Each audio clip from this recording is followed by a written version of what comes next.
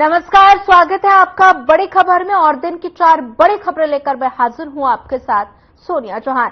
पहली खबर बता दें आपको सोनीपत से, जहां सीएम सैनी ने सोनीपत की जनता को करोड़ों की सौगात दी है। और दूसरी खबर हिसार से, जहां नेता प्रतिपक्ष भूपेंद्र सिंह हुड्डा ने बीजेपी पर जमकर निशाना साधा। तीसरी खबर आपको बता दें नारनौल से, जहां सड़क दुर्घटना में 3 युवकों की मौत हो गई। और चौथी खबर फरीदाबाद से, जहां केंद्र और प्रदेश सरकार की ओर से जनता के लिए राहत की खबर सामने आई है। ग्रीन हाईवे पर कट की मांग को मंजूरी मिल गई है। ये दिन की 4 बड़ी खबरें हैं, तस्वीरों के माध्यम से आप समझ सकते हैं। पहली तस्वीर सोनीपत से, जहां पर सीएम सैनी ने करोड़ों रुपए की सौगात दी, 12 परियोजनाओं का लोकार्पण और शिलान्यास किया। दूसरी खबर हिसार से, जहां भूपेंद्र सिंह हुड्डा का बीजेपी पर तंज और साथ ही बीजेपी ने नशे को घर घर पहुंचाया, ये हुड्डा ने तंज कसा।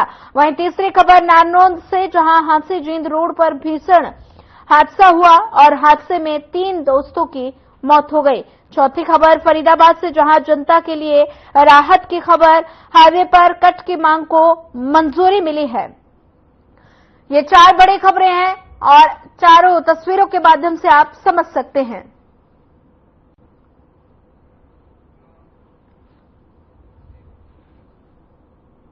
चलिए रुक करते हैं पहली खबर का। हरियाणा के सीएम नायब सिंह सैनी आज सोनीपत पहुंचे। सीएम ने सोनीपत के गांव भैरा बांकीपुर में किया वीर शिरोमणि महाराणा प्रताप की प्रतिमा का अनावरण किया। और वहीं सीएम सैनी ने 112 करोड़ रुपए की विभिन्न विकास परियोजनाओं का उद्घाटन और शिलान्यास किया। और सीएम नायब सिंह सैनी ने एक पेड़ मां के नाम अभियान के तहत पौधारोपण भी किया। सीएम ने बीजेपी प्रदेश अध्यक्ष मोहनलाल बडोली और खेल मंत्री संजय सिंह भी साथ में मौजूद नजर आए। और साथ ही हरियाणा में अपने 10 साल का हिसाब जनता को देना चाहती है। और हरियाणा में कांग्रेस का कुछ इस तरह हालात बन गए हैं कि केवल बापू बेटा ही नजर आएंगे और वहीं लोग केवल झूठ का प्रचार किए हैं और जनता कांग्रेस का सच जानती है।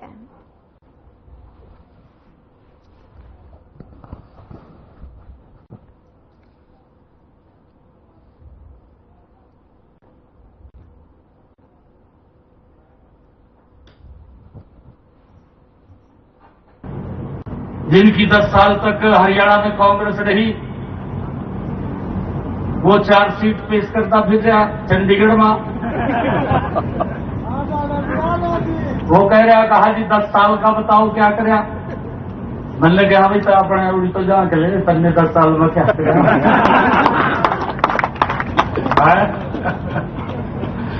अपना तो देखना नहीं भी मैंने क्या करया, दूसरे के ऊपर आरोप लगा देने। ये एनडीए में है, झूठ बोलो और भाग जाओ।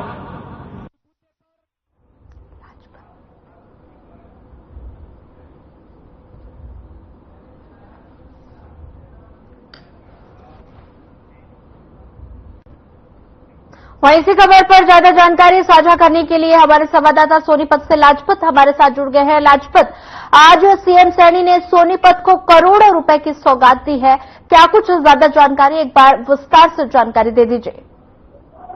जी बिल्कुल, देखिए जो नायब सैनी मुख्यमंत्री जब से बने थे पहली जनसभा हुई है। इस जनसभा को छोटा न माना जाए क्योंकि जिसको खादर बेल्ट के नाम से जाना जाता है और खादर बेल्ट में एक ही पुकार, एक ही आवाज थी, जो आपने भी देखा महाराणा प्रताप की जो मूर्ति का अनावरण किया है, इसको लेकर खादर बेल्ट में जो अलग से खुशी दिखाई दी है। लेकिन हरियाणा के सोनीपत को सौगात जो करोड़ों रुपए की मुख्यमंत्री ने अपनी तरफ से दी है, इस बात को लेकर और भी खुश लोग दिखाई दिए। लेकिन सबसे बड़ी बात है कि चुनाव नजदीक है तो चुनाव के नजदीक बनता भी है, पक्ष विपक्ष का जो तर्क एक दूसरे पर जो थोपा जाते हैं वो बनती भी है बात।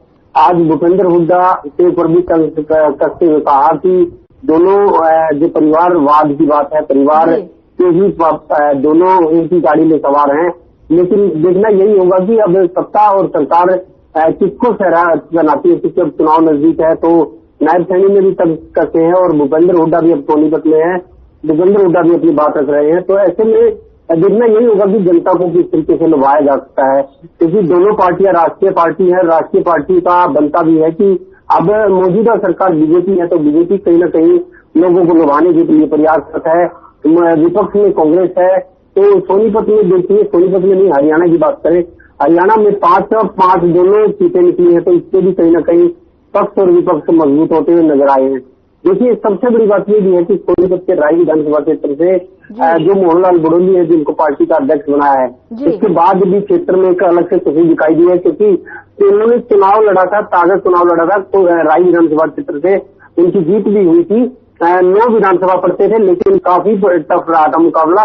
उसके बाद कहीं ना कहीं पार्टी जो है उनको पार्टी अध्यक्ष बनाया, तो उसको लेकर भी आम जो कार्यकर्ता है उसके अंदर खुशी है, और इस खुशी को जाहिर आज कहीं ना कहीं आम जनता ने किया है। क्योंकि आपको पता है कि टेम्परेचर कितना ज्यादा है, गर्मी कितनी ज्यादा थी, फिर भी लोग टिके रहे, लोगों ने अपनी खुशी जाहिर की।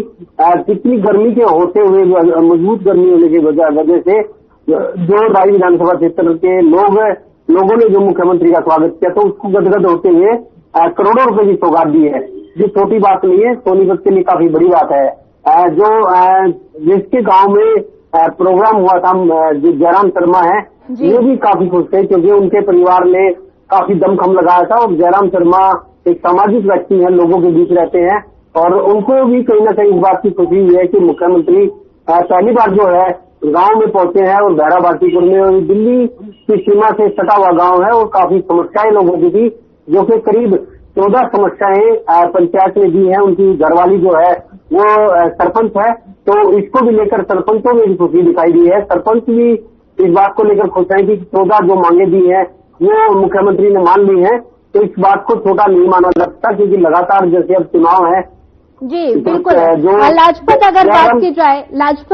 अगर बात की जाए हरियाणा की, तो हरियाणा में भी हाल ही में कुछ महीनों बाद विधानसभा चुनाव होने वाले हैं, तो ऐसे में सीएम सैनी लगातार सौगातों का पिटारा खुलते हुए नजर आ रहे हैं। तो ऐसे में सोनीपत को जो सौगात दी गई है, क्या ये चुनाव को देखते हुए सीएम सैनी ने ये सौगात दी है? जी बिल्कुल। देखिए, नायब सैनी अब कहीं ना कहीं सबसे बड़ा मुद्दा जो है वो बेरोजगारी का भी है।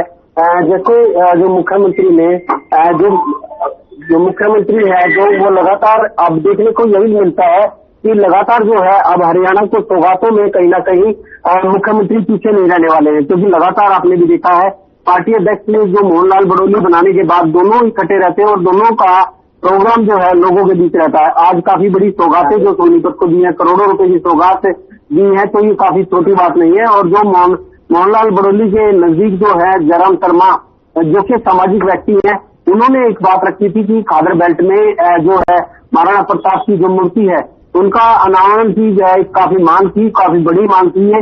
इसको पहली बार मुख्यमंत्री ने जो काफी सराहना की है और काफी बात मानी है।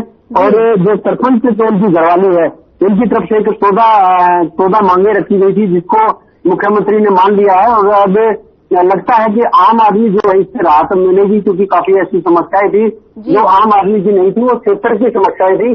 तो यमुना जो जुड़ती है यूपी और दिल्ली को जोड़ती है, उस पर एक बांध की बात है, KMT-KGP पर जो रास्ता है उसकी बात है। अनेक ऐसी मुद्दे हैं जो मुख्यमंत्री ने माने हैं, और इस बात को लेकर कहीं ना कहीं आम आदमी में खुशी है। और इस खुशी को जाहिर भी किया जा सकता है, क्योंकि आगामी चुनाव है। भूपेंद्र हुड्डा भी आज सोनीपत में है, तो सोनीपत जो है राजनीति का गढ़ कहा जा सकता है। सोनीपत को छोटा नहीं माना जा सकता। सोनीपत में ही अब राजनीति देखने को मिलती है, क्योंकि भूपेंद्र हुड्डा भी सोनीपत में सक्रिय रहते हैं। लेकिन देखना यही होता है कि अब आगामी जो चुनाव है उसमें कांग्रेस अपनी कितनी बाजी मारती है, बीजेपी कितनी बाजी मारती है, क्योंकि अभी मौजूदा में जो बीजेपी पार्टी है, तो इसको लेकर कहीं ना कहीं जो है मोहनलाल को इसीलिए अध्यक्ष बनाया गया है, क्योंकि आगामी जो चुनाव है इसको मद्देनजर में रखते हुए कि पार्टी को मजबूत किया जाए, कार्यकर्ताओं को मजबूत किया जाए। क्योंकि कार्यकर्ताओं को एक नाराजगी जो दिखाई देती थी, वो नाराजगी इस चुनाव में दिखाई दी है। क्योंकि आप समझ सकते हैं कि हरियाणा में जो 5 जो दोनों पार्टियों को जो 5 सीट दी है, हरियाणा की छोटी बात नहीं जा सकती। क्योंकि आपने पिछला चुनाव देखा था, उसमें भी कहीं ना कहीं जो बड़े नेता थे उनको भी हरियाणा ने जवाब दिया था। अब की बार भी 5 सीटें दी हैं, तो ये लगता है कि कांटे की टक्कर रह सकती है। अगला जो चुनाव है उसमें ये नहीं कहा जा सकता कि एक तरफा किसी की सरकार रहेगी, क्योंकि सोनीपत की जनता जो है वो बिल्कुल सोचती है, इस बात को छोटा नहीं जाना सकता। ठीक है, लाजपत, चुनाव से पहले सीएम सैनी की ये सौगात, क्या सरकार हर वर्ग को साधना चाहती है चुनाव से पहले? जी बिल्कुल, देखिए वर्ग जो होते हैं उनको बिल्कुल जो है सरकार और सत्ता में होती है, मौजूदा सरकार होती है, तो उनका प्रयास रहता है कि एक एक व्यक्ति को मनाया जाए, क्योंकि अब देखना यही होगा कि अब सबसे बड़ी बात है कि हरियाणा में बेरोजगारी का जो कारण है उसको काफी देखा जा सकता है। बेरोजगारी पर सरकार को ध्यान देना होगा। बेरोजगारी पर अगर ध्यान देती है, क्योंकि हरियाणा कौशल रोजगार जो बनाया था इसमें लोगों के कहीं ना कहीं नाम दर्ज है, उनको कब तक भरा जा सकता है। जो सरकारी जो नौकरियां हैं जिसमें कच्ची पक्की नौकरी है उन पर कितना ध्यान दिया जा सकता है, आम जनता को कितनी राहत दी जा सकती है। जो फैमिली आईडी है उन पर काफी ध्यान दिया जा रहा है, जो आम जनता जिसको लेकर परेशान रहती है। काफी ऐसी चीजें हैं जो योजनाएं जो सरकार की हैं, लेकिन लोगों के बीच किस तरीके से पहुंचती है ये काफी जो बात सोचने की है। और ये बनता भी है कि कहीं ना कहीं अगर सत्ता और सरकार में जो अधिकारी अगर सत्ता और सरकार के साथ मिलकर करते हैं तो देश का भला हो सकता है। लेकिन देखने को यही मिलता है कि सरकारी कर्मचारी कहीं ना कहीं जनता का साथ नहीं देती और सरकार के साथ विपक्ष का काम करती है, तो इसीलिए देश का विकास नहीं होता और लोग इस चीज को लेकर परेशान रहते हैं। जी लाजपत, अगर बात की जाए, सीएम ने कांग्रेस पर तंज कसा है और इस दौरान उन्होंने कहा कि केवल बापू बेटा ही नजर आएंगे, तो ऐसे में कांग्रेस की तरफ से कोई रिएक्शन? जी बिल्कुल, देखिए मैंने आपको कहा है कि भूपेंद्र हुड्डा सोनीपत में है, वो अपनी बात को प्रेस कॉन्फ्रेंस में रखेंगे और वो देखना यही होगा कि क्या बात रखते हैं, किस तरीके का मुद्दा रखते हैं, क्योंकि विपक्ष के जो नेता हैं, देखिए कांग्रेस में हम ये जरूर कह सकते हैं कि अभी भी फूट का नजर कहीं ना कहीं फूट आती है और दिखाई देती है। देखना यही होगा कि चुनाव तक किस तरीके से इसको संभाल पाते हैं, किस तरीके से लोगों के बीच रखते हैं। क्योंकि देखिए जो भूपेंद्र हुड्डा ने सोनीपत से शुरुआत की है कि हरियाणा हिसाब मांगे, तो ये काफी बड़ी बात है। विपक्ष का बनता भी है, जनता की आवाज होती है और विपक्ष की बात को कहीं ना कहीं सरकार जो है उसको गहरीता से लेती है। ये बनता भी है कि जो विपक्ष पार्टी ने कहा है कि जो भूपेंद्र हुड्डा ने कहा है कि हरियाणा मांगे हिसाब, तो इसमें छोटी बात नहीं कहा जा सकता। हरियाणा वाकई में हिसाब मांगता है, बेरोजगारी का कारण है, अनेक मुद्दे ऐसे हैं जिसको लेकर विकास की जो गतियां हैं उसको लेकर कहा जा सकता है। जो सरकारी कर्मचारी हैं वो कहीं ना कहीं जो है उन लोगों को राहत नहीं दे पाते। जैसे अगर हम बात करें तो जो अभी तो सरपंचों का मामला है उसको नहीं लोगा पाए हैं। सरपंचों के अंदर भी कहीं ना कहीं जो खींचातानी दिखाई देती है, आपकी जो सरपंचों की खींचातानी है उसकी वजह से गांव का विकास नहीं होता। गांव की जो क्षेत्र की जो आवाज होती है, जो जवान होती है, जो काम हो रहे होते हैं वो नहीं हो पाते। ठीक है लाजपत जी, ठीक है लाजपत, ज्यादा जानकारी साझा करने के लिए आपका धन्यवाद। बढ़ते अगले खबर की ओर। पूर्व मुख्यमंत्री और नेता प्रतिपक्ष भूपेंद्र सिंह हुड्डा का कहना है कि कांग्रेस ने हरियाणा के युवाओं को खिलाड़ी बनाने की नीति अपनाई थी, तो वहीं बीजेपी ने उन युवाओं को नशेड़ी बनाने की नीति बनाई है और इस सरकार ने हर गांव हर मोहल्ले में दारू के ठेके खोल दिए हैं और ड्रग्स, चिट्टा, इंजेक्शन जैसे नशे के घर घर तक पहुंचा दिया है। और साथ ही हुड्डा ने कहा कि कांग्रेस ने हरियाणा को एक विकसित राज्य बनाया था तो बीजेपी ने उसे असुरक्षित राज्य बना दिया है। बेखौफ बदमाश सरेआम हत्या, लूट, डकैती, फिरौती की वारदातों को अंजाम देते हैं और जिसे आम आदमी और सामान्य कारोबारी का जीना मुहाल हो गया है। हुड्डा आज हिसार में धन्यवादी कार्यकर्ता सम्मेलन को संबोधित करने पहुंचे थे और इस मौके पर हरियाणा कांग्रेस अध्यक्ष चौधरी उदय भान भी उनके साथ मौजूद थे। सम्मेलन में पहुंचने पर कार्यकर्ताओं ने दोनों नेताओं का शानदार स्वागत किया।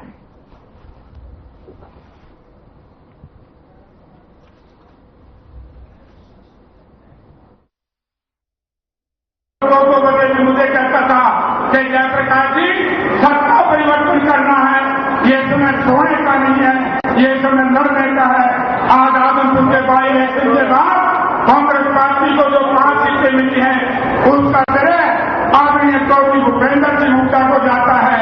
आज चौधरी भूपेंद्र सिंह हुड्डा की लीडरशिप को हरियाणा प्रदेश की जनता ने मान लिया है। मैं तो आपने एक ही बात कहूंगा, भाई विधानसभा के चुनाव होने हैं, धन्यवाद करने आऊंगा गांव गांव में। आपने तो सारी राजनीति को उतारने करके तफसील कर बता दी। हमारे अध्यक्ष जी ने क्या था, आज हम कहाँ हैं। आज हमारे आने का मतलब सबसे पहले तो ये लोकसभा चुनाव हुआ था, उसमें जो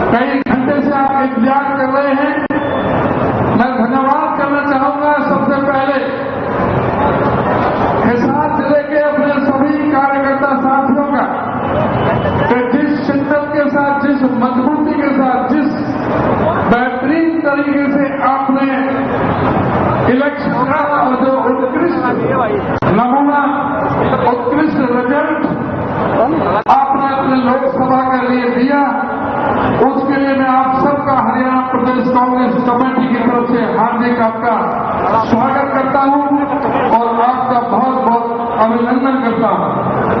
और एक बात और आपको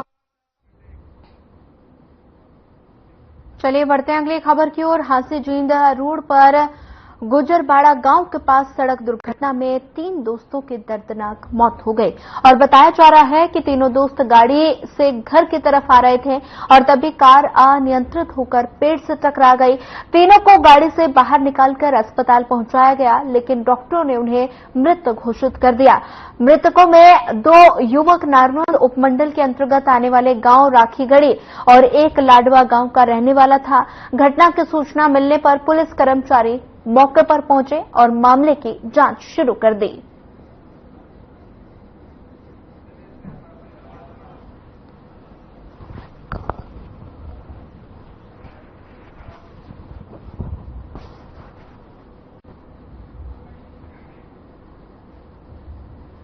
केंद्र और प्रदेश सरकार की ओर से जनता के लिए राहत की खबर सामने आई है। ग्रीन हाईवे पर कट की मांग को मंजूरी मिल गई है। दरअसल लोग लंबे समय से ग्रीन हाईवे पर कट की मांग कर रहे थे और जिसे अब सैद्धांतिक मंजूरी मिल चुकी है। और इस दौरान पृथला से विधायक न्यायपाल रावत ने कांग्रेस पर जमकर निशाना साधा। उन्होंने कहा कि कांग्रेस के कार्यकाल में किसानों की जमीनों को सेक्शन 4 और 6 लगाकर लिया जाता था, लेकिन बीजेपी सरकार में कोई ऐसा काम नहीं किया।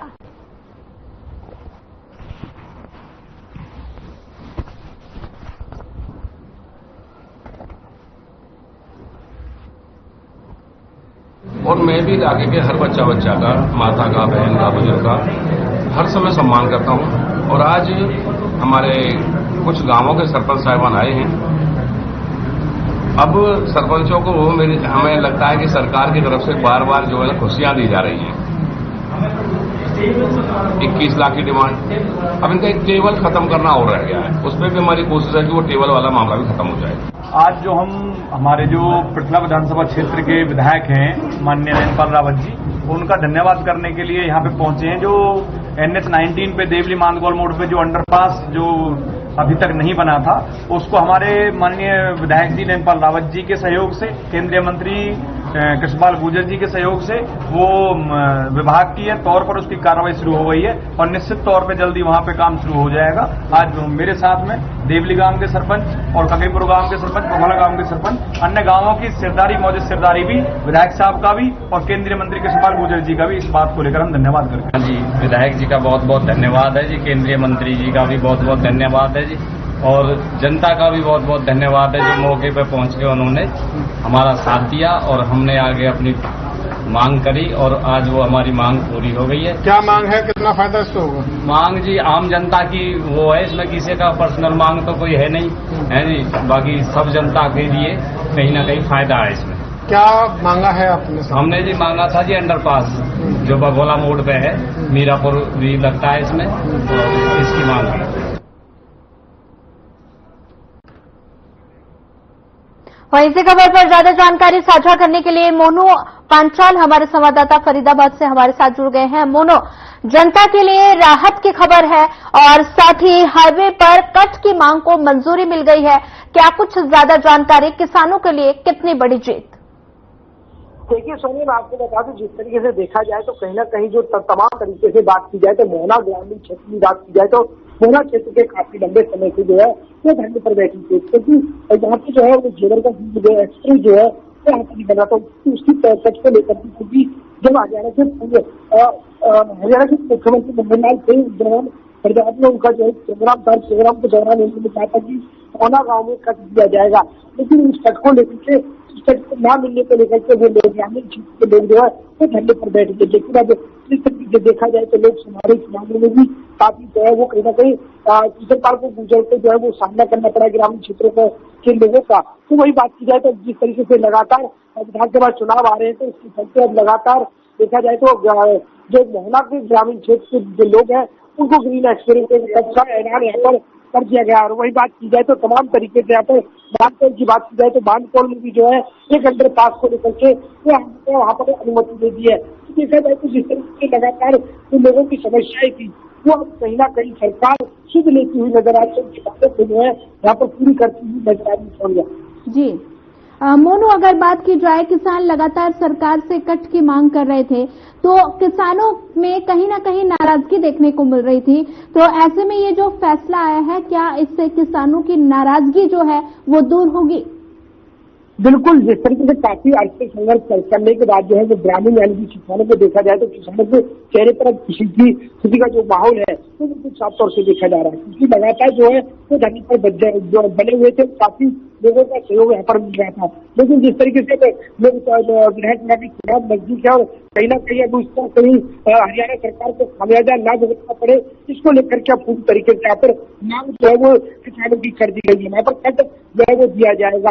अब चेहरों की बात की जाए किसानों के चेहरे पर जो है उसकी साफ तौर से देखी जा रही है, वो कहीं ना कहीं जो है वो सरकार का धन्यवाद करते हुए नजर आ रहे हैं। वही मानतोल की बात की जाए तो मानतोल में जो है अंडरपास को लेकर के किसान यानी कि ग्रामीण जो क्षेत्र दर्जनों गाँव है वो काफी नाराज होते हुए नजर आ रहे थे। कहीं ना कहीं अब उनकी मांग को जो है यहाँ पर पूरा कर दिया है। और जो मानकों के लोग ग्रामीण जो आसपास के पंच और सरपंच है वो सभी जो है विधायक का धन्यवाद करने पहुंचे, केंद्रीय मंत्री प्रोफेसर पार्को गुजर का धन्यवाद करने पहुंचे। तो तमाम तरीके से देखा जाए तो ग्रामीण के लोग जो है क्षेत्र के लोग वो अब खास तौर से खुश होते हुए नजर आ रहे हैं।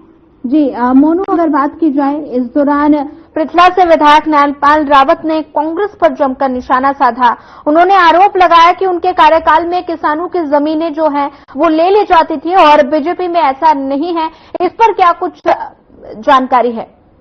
बिल्कुल, देखिए जो विधानसभा के विधायक नैनपाल रावत है उन्होंने बिल्कुल कांग्रेस पर सीधा निशाना साधते हुए कहा कि जिस तरीके से देखा जाए तो काफी लंबे समय से जो है किसानों का जिस तरीके से अधिग्रहण जो वो सरकार ने करा था जमीन उनको लेकर के काफी पेमेंट जो है वो किसानों की नहीं की गई, उनको पैसे नहीं दिए गए। तमाम तरीके से सरकार की बात की जाए क्योंकि सरकार ने 10 साल राज जो है वो कांग्रेस सरकार ने कहा है और कांग्रेस सरकार उनका पैसा किसानों का नहीं दिलवा पाई है।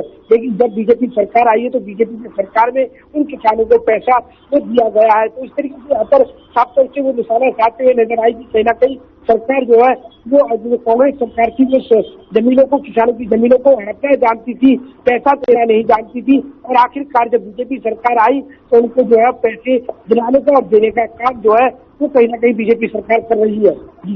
जी अगर मोनू बात की जाए प्रदर्शन लगातार यहाँ पर ग्रामीण कर रहे थे तो ऐसे में हाईवे के कट की मांग को मंजूरी मिल चुकी है और जो प्रदर्शन ग्रामीण कर रहे थे उनमें कितना उत्साह यहाँ पर देखने को मिला? देखिए सोनिया, जिस तरीके से धरने पर जो ग्रामीण क्षेत्र यानी कि किसान दर्जनों गांव के लोग जो है तो यहाँ पर बैठे हुए थे, उनका साफ तौर से यही था कि जब तक उनको कट नहीं मिलेगा, जो मुख्यमंत्री ने घोषणा करी थी वो उनकी जो है वो वादा पूरा नहीं होगा, तब तक वो धरने पर बैठे रहेंगे। लेकिन जिस तरीके से देखा जाए तो हरियाणा में भी जो है हरियाणा के मुख्यमंत्री का भी चेहरा बदला है। कहीं ना कहीं नायब सिंह सैनी जो हरियाणा के मुख्यमंत्री है उन्होंने पूरी गंभीरता से जो है इन मामलों को देखा, कहीं ना कहीं आगे जो है वो केंद्र सरकार में जो है इन बातों को चर्चा करते हुए कहीं ना कहीं हरियाणा में जिस तरीके की लोगों की जो समस्याएं हैं, चाहे वो किसानों से जुड़ी हुई हो, चाहे वो ग्रामीण क्षेत्र से जुड़ी हो, चाहे वो किस तरीके से अंडरपास की बात हो, चाहे वो कट देने की बात हो, सोनिया तमाम तरीके से जो है यहाँ पर लगातार हरियाणा सरकार जो है उन लोगों की जो किसानों की जनता की जो जिस तरीके से देखा जाए जो मांग है उनको पूरी तरीके से आकर करती हुई नजर आ रही है। जी मोनू, ज्यादा जानकारी साझा करने के लिए आपका धन्यवाद। फिलहाल बड़ी खबर में बस इतना ही। ज्यादा खबरों के लिए बने रहिए हमारे साथ। नमस्कार।